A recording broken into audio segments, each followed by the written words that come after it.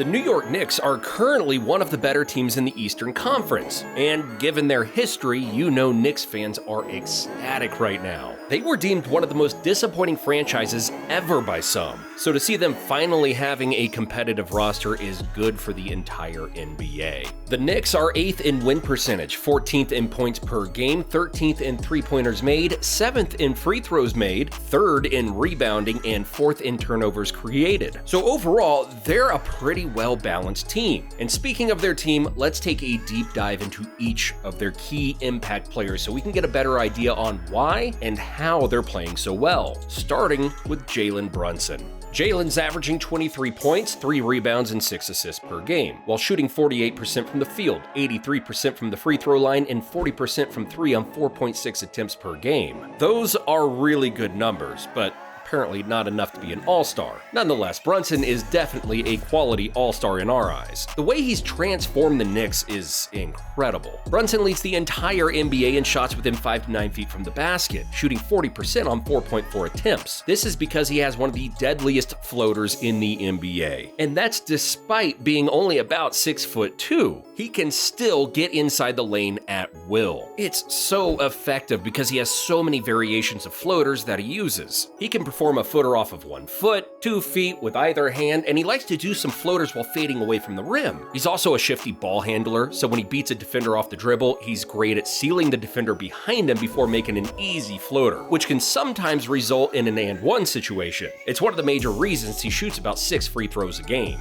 And while we're on the topic of his inside game, it's only right we talk about his post-scoring ability. He's 4th among all point guards in points per game in the post. He's arguably the best post-scoring point guard in the game.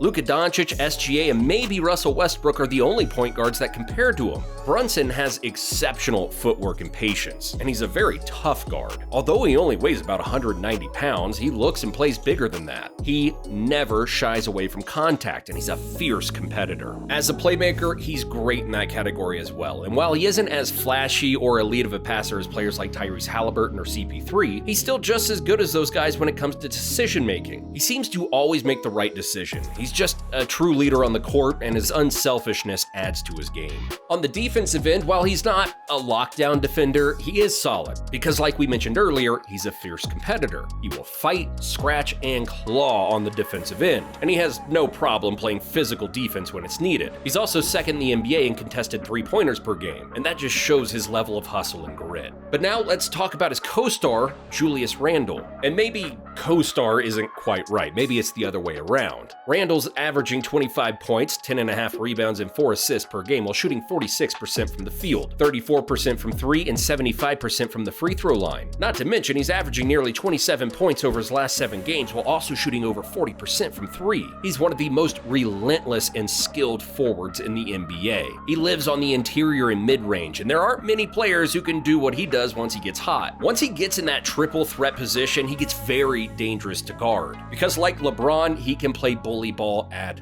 will. He uses his strength and 250-pound frame to get inside where he can finish around, over, or on top of you. His improvement from the free throw line has been huge too, because with his playstyle, it's expected to be fouled a lot. He shot under 73% from the line for his first 5 seasons in the league, so hitting his free throws more consistently is definitely one of the biggest reasons for his increased point production. He's polished his entire offensive game. He plays more confident and more fluid than he ever has. And sure, he has had bad moments, but they are now much fewer and further in between. As a passer, he's always been pretty good in this category, and in 2020, he averaged over 6 assists per game. He's an underrated passer in the post. Whenever he sees a double team, he has no problem making the pass to a cutter or an open shooter. And this is what makes him such a good player. He knows he can get quality shots all night long, but his ability to get his team involved is far better for long-term success. When it comes to rebounding, he is a big reason why the Knicks are so good in that department. He's a monster on the boards. He's ranked 4th in the NBA in double-doubles. And having your star being able to pass, score, and rebound is very common nowadays. Superstars like Nikola Jokic, Joel Embiid, Giannis, LeBron, and Luka all fit that mold. And with Julius Randle bringing so much value, it allows him to be flexible when it comes to roles. If one game he's not scoring well, he can focus on playmaking. If his playmaking isn't on point, then he can go get on the boards and get his team extra possessions. And on defense, Randle is solid. When he actually locks in, he's a good enough defender to cause havoc. And just a quick little fun fact, Randle is actually 4th in the NBA in offensive loose balls recovered. So he's great at setting the tone by getting on the floor for his teammates. But now let's talk about RJ Barrett, who's averaging 19.5 points, 5 rebounds, and 2 assists while scoring 43% from the field, 33% from 3, and 75% from the free throw line. But things are kind of weird for RJ because he really doesn't do one thing at a really elite level. He's not a great shooter,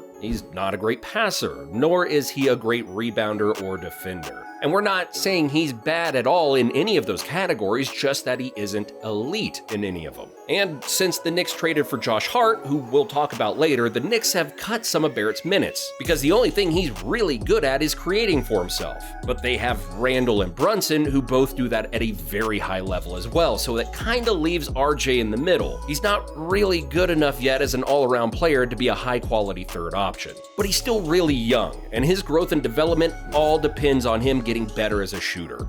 Now it's time for their big man, Mitchell Robinson. He's averaging 7 points and 9 rebounds per game, while also averaging 1.7 blocks. His value on offense is grabbing offensive rebound. He's 2nd in the NBA, only behind Steven Adams in that department. And offensive rebounding is crucial for elite teams, because when it's playoff time, every possession matters. And if you're able to get your team more offensive possessions than the other team, your chances of winning close games are far more likely. On the defensive end, he more than gets the job done. He uses those long arms to not only block shots, but to alter them as well. He's just a really valuable big man who has manned the middle for New York for years now. But now let's take a real deep dive and talk about someone on their roster who, unless you watch Knicks games, you've probably never heard of. We're talking about second-year player Quentin Grimes. He's averaging 10 points per game while shooting 36% from 3 on 5 attempts per game. And just like RJ, he too has had a drop-off in minutes per game, but he's still averaging nearly 10 points while playing less minutes. But his value isn't really on the offensive side, it's on the other end of the floor. Grimes is legit one of the best perimeter defenders in the NBA. He's always tasked with guarding superstars every single game. And according to B-Ball Index, he has one of the highest difficulty matchup ratings in the league, which means he guards star players almost more than any other defender. He's super pesky, and he'll get into your chest without hesitating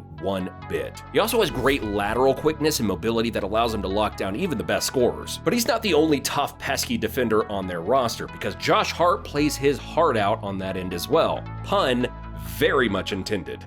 Now, you're probably wondering why his arrival resulted in Barrett and Grimes losing minutes, especially because while Hart is a good player, he's not significantly better than those two, if we're being honest. What it really comes down to is him being a better overall fit. Josh Hart is a 27-year-old vet who has an extremely high basketball IQ, and he's really in the league solely due to his hustle. And that's not a bad thing. He makes winning plays with a passion, and although he's not a good shooter, he does do something better than almost anyone at his position.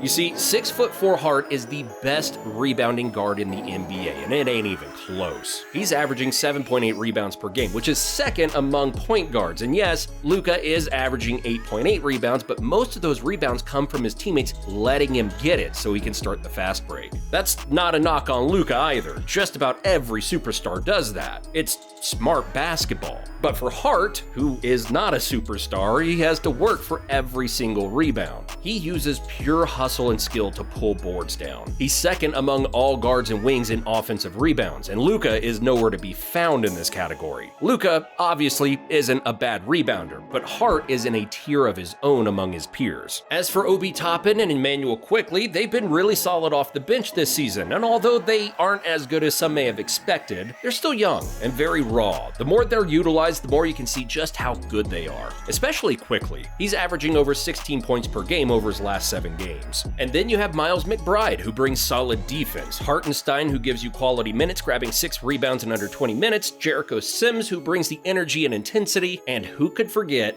about D. Rose, who, although hasn't gotten much playing time, Knicks head coach Tom Thibodeau caved to peer pressure recently as thousands of New York Knicks fans chanted Derrick Rose's name. The 34-year-old Rose checked into the game late in the fourth quarter in what ended up being a 128-106 win over the Pelicans. It marked the first time in nearly 2 months that Rose played in a game for the Knicks. He hasn't been injured, but instead pushed out of Thibodeau's rotation. He didn't score in those 2 minutes that he played against the Pelicans, but he did get the Garden on its feet.